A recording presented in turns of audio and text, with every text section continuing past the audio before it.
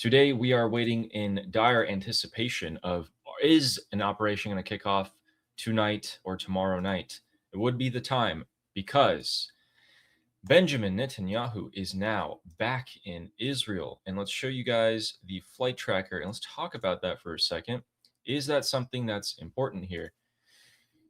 With Prime Minister Benjamin Netanyahu coming back from his meeting with the White House, the Middle East has immediately kicked back off into kinetic action because strange events. There we go. So the Beaufort Castle, which was that medieval-looking castle taken by the IDF a few weeks ago, is hearing rings of explosions occurring around it as the Israeli army, the IDF, has announced that they are destroying all of the Hezbollah tunnels in the area with 700 tons of explosions. So residents in Israel are reporting massive sounds of explosions from very far away. And it looks like more Hezbollah infrastructure is being destroyed, as well as some airstrikes being conducted by the IDF separately from that. Armin, what do you think about Prime Minister Netanyahu returning back from the United States, where he had a good meeting? He was really happy, and we'll get into that little clip in a second here. What are your thoughts on it? Well, I mean, whenever Prime Minister Netanyahu wasn't just happy, he said this is one of the best meetings he had with President Trump. I don't. That's usually a good sign. Don't want to be overly optimistic though and get disappointed later. The war is spreading in more territories beyond like the places, like it's spreading everywhere. It's spreading to Ukraine, it's spreading to Russia, it's spreading to Egypt now. It's going all the way up to Suez Canal, like Iraq. Houthis are getting involved, so this is becoming more and more regional, leaving outside of Iran. We might be watching. We might be in this for a while. We might it seems like we're entering a Cold War II scenario. But what do you think? I don't know if.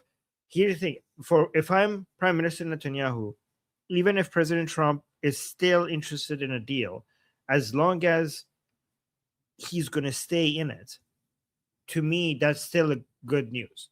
Because if I'm Prime Minister Netanyahu, I'm thinking there's not going to be any deal, right? So if the Americans keep hitting the Islamic Republic, so to bring them to the negotiating table, what I care about is that they keep hitting the Islamic Republic. And I just want those attacks to be very aggressive, right? So even if the thinking of United States is like, okay, last time we came at the negotiating table, it didn't work out. So let's go and hit you again and bring you back to the negotiation table. Even if the goal of that is to get them to sign a deal, the point is that the United States is trying to make the Islamic Republic weaker and weaker and weaker so that they eventually submit. As Israel, what I'm noticing is that they're getting hit, they're getting weaker. So I don't really care that much even if the Americans are going for a deal, because I know there's not going to be a deal. I mean, I do care because I prefer this happening faster rather than being delayed all this time. But what do you think about that? I think that Benjamin Netanyahu prefers for this to happen before his election, so he has something to maybe, even in a crazy scenario, maybe even possibly suspend the elections, and he said that himself before.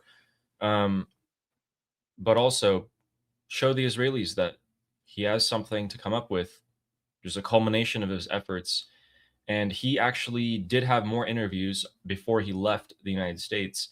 And someone asked him, hey, what about you trying to convince Trump? Was that what you were trying to do this time? Because everyone thinks you're coming here to the US to convince Trump, hey, let's strike the Islamic Republic. And let's see what he has to say about that. When you met with President Trump at the White House, did you try to persuade him to resume attacks on Iran? Actually not. That's the caricature, the cartoon picture. That is not true. We actually analyzed all three possibilities, and I thought we did it in an open way between friends and allies, and it's his decision. It's his decision. I think the important thing is we have a common goal about it. You know what this tells me, Armin? This tells me that he was completely satisfied with the outcome that Donald Trump is leaning towards. Either that or he knows that Donald Trump has no other options and he has to go with the one that he wants. What do you think? Yeah, I mean, maybe, or maybe he knows that President Trump is not going to do the option that he wants, and so he might as well not cause conflict when it comes to something that is already predetermined. That's a Right. pessimistic take of it. My name is Armin. I'm an Iranian political analyst with decades of experience fighting the Islamic regime inside and outside of Iran. Make sure you follow me for more, and also make sure you join our discussion group. I'm there almost every single day. Come talk to me there and the rest of the people there in our group calls. It's a great place to meet and talk to people who like talking about politics. The link is in the description and or in the bio. You could also get there by scanning the QR code on the screen. See you there.